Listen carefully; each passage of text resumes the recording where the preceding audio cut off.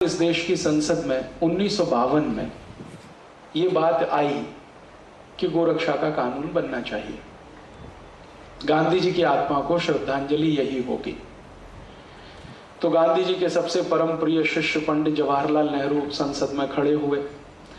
उन्होंने कहा ठीक है, अगर गोरक्षा का कानून बनना चाहिए तो इस पे प्रस्ताव आना चाहिए। तो संसद में एक सांसद हुआ करते थे, उनका नाम था महावीर त्यागी।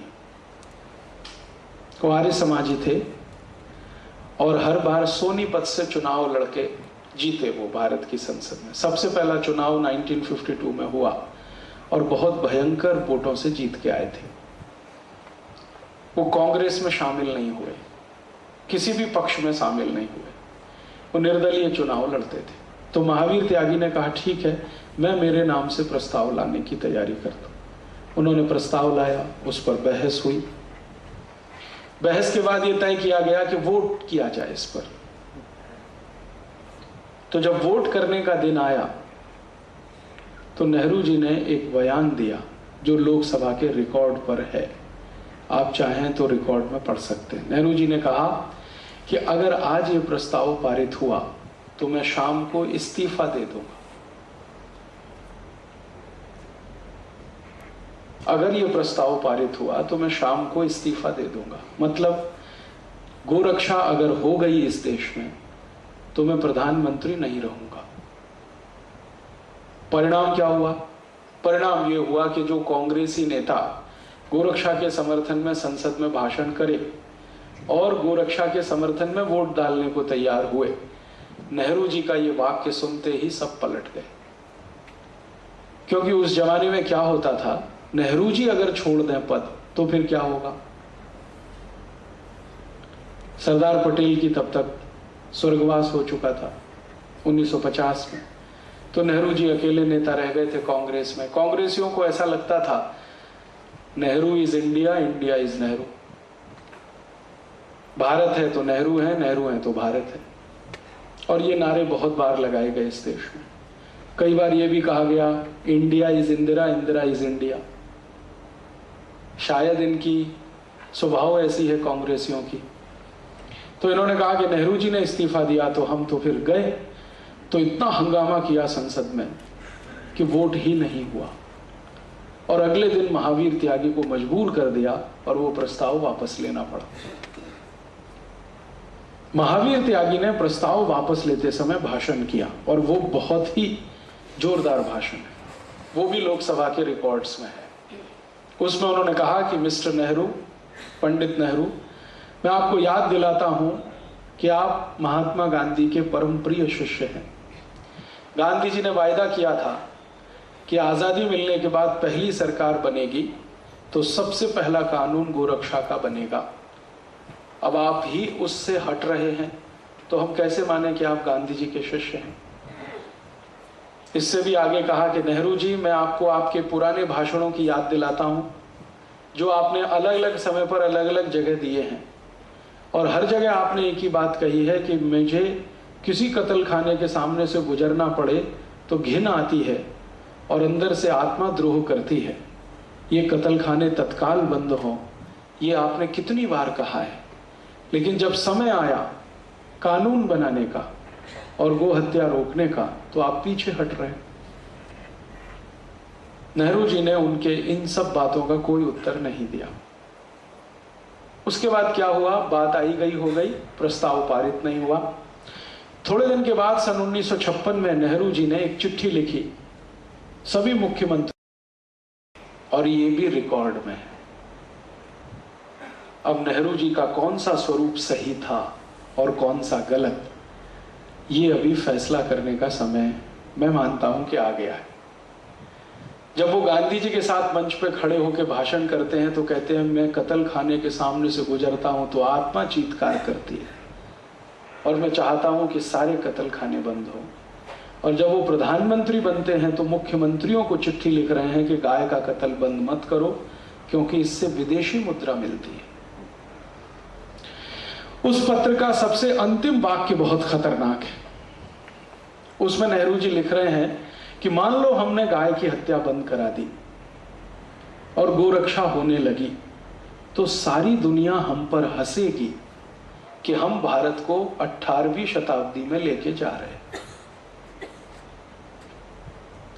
अर्थात नेहरू जी को यह लगता था कि गाय का कत्ल होने से देश 21वीं शताब्दी की ओर जाएगा और गोरक्षा होने से 18वीं शताब्दी में चला जाएगा। यह पत्र पढ़कर मैं बहुत विचलित हुआ। हमारे एक बहुत अच्छे मित्र हैं, उनका नाम है रवि राय, लोकसभा के अध्यक्ष रह चुके हैं। उनकी मदद से यह पत्र मुझे मिला पार्लियामेंट की लाइब्रेरी से। अब मैं तो कोई एमपी नहीं हूं, पार्लियामेंट में जा नहीं सकता, लाइब्रेरी में भी नहीं जा सकता, लेकिन एक दिन रवि राय जी को मैंने कहा कि आप निकलवा दीजिए, मुझे जरा पढ़ना है, ये इसकी फोटोकॉपी भी रखनी है, कभी भविष्य में काम आए, और वो फाइल भी देखनी है जिसपे नेहरू जी का नोट है। तो उन्होंने बेचारे ने बड़ी मदद की और ये सब निकलवा दिया। ये पढ़ के मैं बहुत परेशान हूं और मैंने ये जानने की कोशिश की कि आखिर नेहरू जी के जीवन में वो कौन सी बात थी जिसके कारण वो गोहत्या को चालू रखना चाहते थे। पत्र में वो लिख रहे हैं कि इससे विदेशी मुद्रा मिलती है। तो क्या सिर्फ विदेशी मुद्रा ही एक बड़ा प्रश्न था या इसके पीछे भी कुछ और था?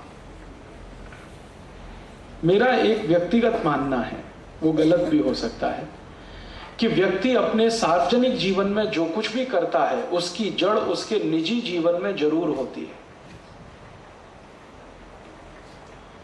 वो भारत का प्रधानमंत्री हो, राष्ट्रपति हो, देश के किसी संवैधानिक पद पर बैठा हुआ हो, या कोई संत हो, महंत हो, साधु हो, प्रोफेसर हो, इंजीनियर हो, डॉक्टर हो, या साधारण किसान हो, मजदूर हो, कोई भी व्यक्ति हो, अगर वो सार्वजनिक जीवन में कुछ कर रहा है तो उसकी जड़ें उसके निजी जीवन में जरूर होती हैं।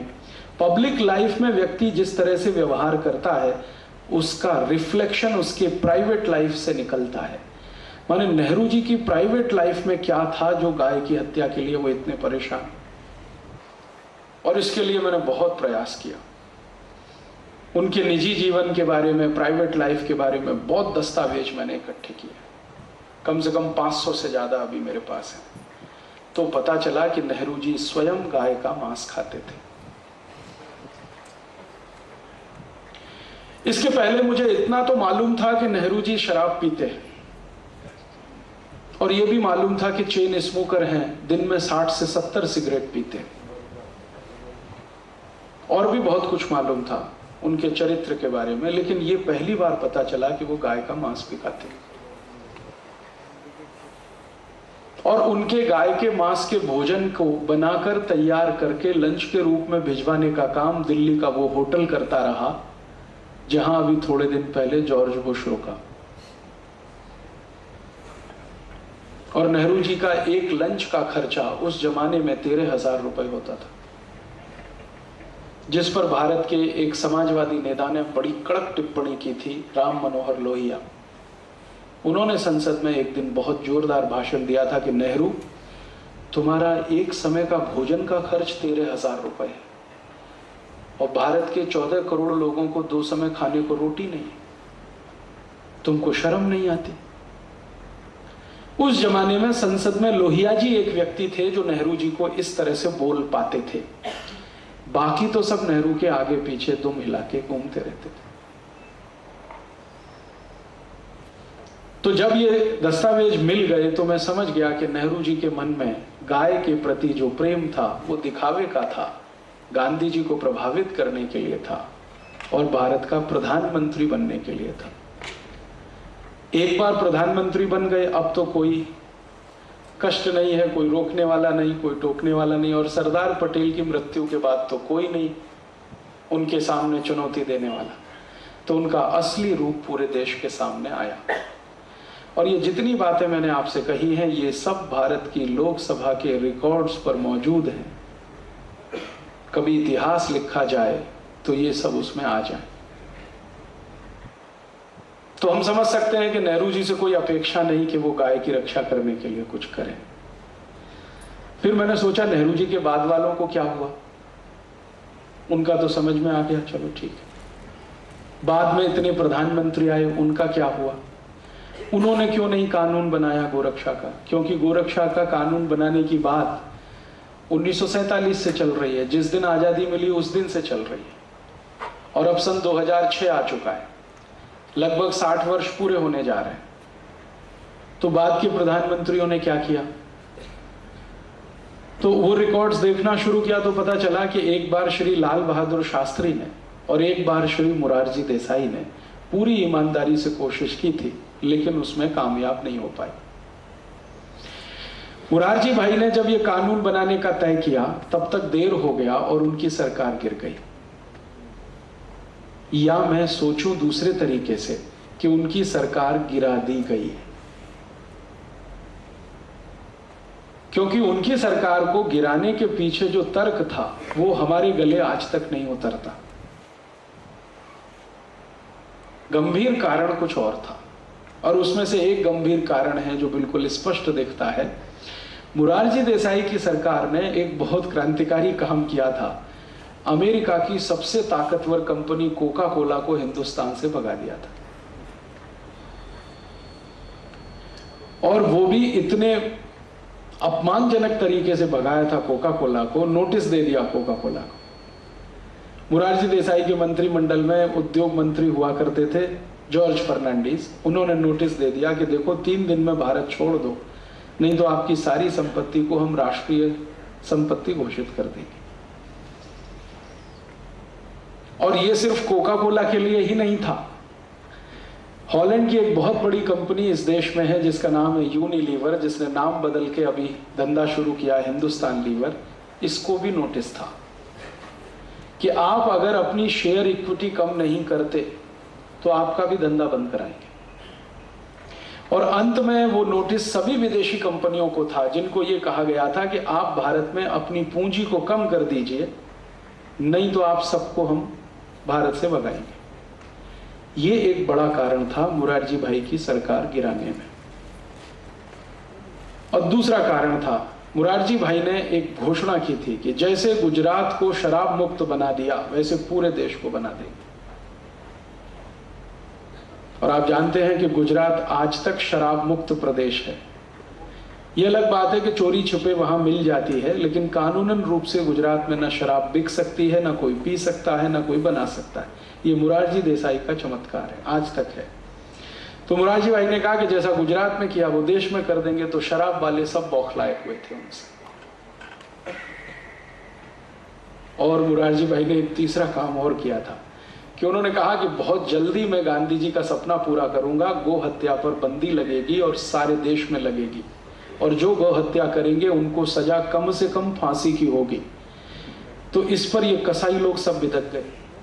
तो ये तीनों लॉबी, शराब बेचने वालों की लॉबी, विदेशी कंपनियों की और ये कसाई लोगों की, ये तीनों सरकार के खिलाफ थे, और इन्होंने कोई षड्यंत्र रचा होगा जिसका दुष्परिणाम मोरारजी भाई की सरकार चली। एक बार ऐसा प्रयास शास्त्री जी ने भी किया था, लेकिन वहां भी दुर्भाग्य क्या हुआ कि शास्त्री जी ये प्रयास को शुरू करके ताशकंद गए समझौता करने पाकिस्तान से जनवरी 1966 में, और वहां से जीवित वापस नहीं लौटे। कानून बनाने के लिए जो पूर्ण कोशिश की थी वो वहीं की वहीं रुक गई। उसके बाद इस देश में आखिरी कोई प्रधानमंत्री था जिसने गोरक्षा का कानून बनाने का प्रयास किया, वो थे श्री अटल बिहारी वाजपेयी, जिन्होंने सवेरे सवेरे लोकसभा में एक विधेयक लाया और शाम को उसे वापस ले लिया। क्यों? तो श्री अटल बिहारी वाजपेयी की सरकार को समर्थन देने वाली 2 बड़ी राजनीतिक पार्टियां, एक का नाम तेलुगु देशम और दूसरी तृणमूल कांग्रेस, दोनों ने लोकसभा में कहा कि अगर ये विधेयक आएगा और बहस होगी तो हम अभी सरकार से समर्थन वापस लेते हैं और सरकार गिराते हैं। ममता बनर्जी ने जब ये बयान दिया लोकसभा में, तो बाहर आते ही उनको पत्रकारों ने पूछा कि आप ऐसा क्यों बोल रही हैं, गाय की हत्या बंद हो जाने दीजिए, बहुत समय से ये चल रहा है मामला। तो ममता बनर्जी ने जोर से कहा कि गाय का मांस खाना मेरा मौलिक अधिकार है, कोई कैसे रोक सकता है। किसी पत्रकार ने याद दिलाया कि आप तो ब्राह्मण हैं, पंडित हैं, बंगाली, और आप ऐसा बोलते हैं। उसने कहा सो व्हाट। और दूसरी तरफ ये जो तृणमूल कांग्रेस जैसी ही एक पार्टी है तेलुगु देशम, उसका जो मुख्य चंद्रबाबू नायडू, उसने हैदराबाद में बयान दिया कि अगर सरकार ने गोहत्या का विधेयक पारित कराया तो कल समर्थन हम वापस लेते। तो श्री अटल बिहारी वाजपेयी अपनी सरकार बचाने के चक्कर में वो बिल जो सवेरे लाया वो शाम को बिना बहस के वापस ले लिया। सरकार बचाना उस समय उनके लिए मुख्य था, गो हत्या रुकवाना मुख्य नहीं बना। मैंने अटल जी को उस समय एक चिट्ठी लिखी थी कि काश आपने सरकार गिर जाने दी होती इस मुद्दे पर, तो गारंटी की बात थी कि अगली बार आप 2/3 मेजॉरिटी से इस देश में चुनकर आते।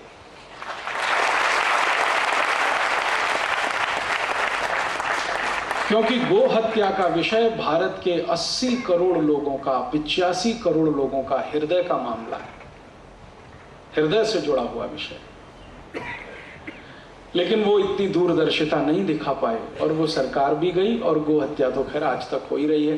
तो ये आजादी के बाद की कहानी है। इतनी बार कोशिश हुई लेकिन संसद में आज तक कानून नहीं बना। कारण क्या है इसके पीछे? इस पर आजकल मैं थोड़ा खोज कर रहा हूं। क्यों संसद में कानून नहीं बनता है? क्यों कुछ सांसद खड़े होकर चिल्लाने लगते हैं जब भी ये विषय आता है बहस के लिए?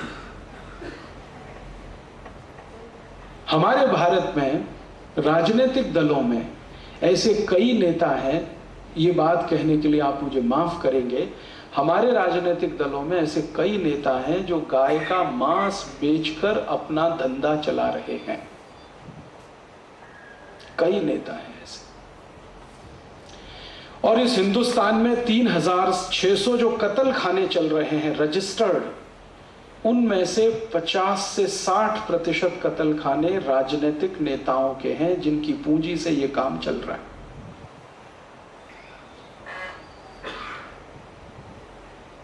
तो जब भी गोहत्या का विषय आता है संसद में, चिल्ला के खड़े हो जाते हैं, कहते हैं गोहत्या रुकनी नहीं चाहिए, और उसके विचित्र विचित्र तर्क देते हैं, कुतर्क करते हैं। जैसे एक कुतर्क करते हैं, महाराष्ट्र के भी कई नेता हैं, वो बहुत कुतर्क करते हैं। उनमें से एक नेता तो वर्तमान में कृषि मंत्री हैं।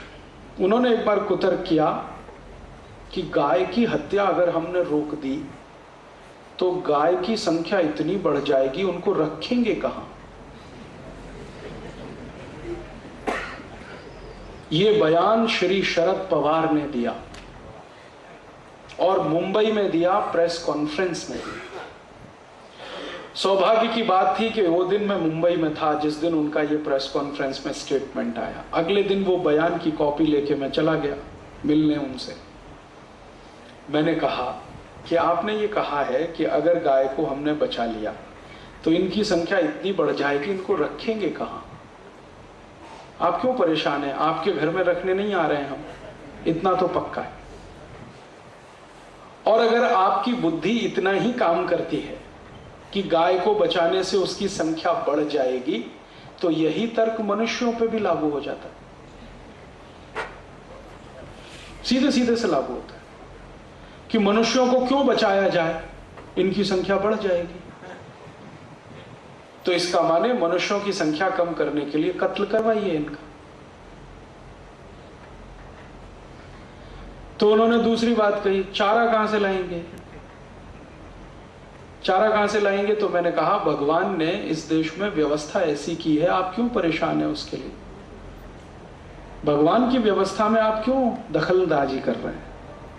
भगवान ने इस देश में जितनी भी फसल दी है, जितनी भी फसलों के बीज हमारे पास हैं, 1400 किस्म की फसलें भारत में होती हैं, पीक, गेहूं, चावल, जवारी, तुअर, उड़द, मूंग आदि आदि।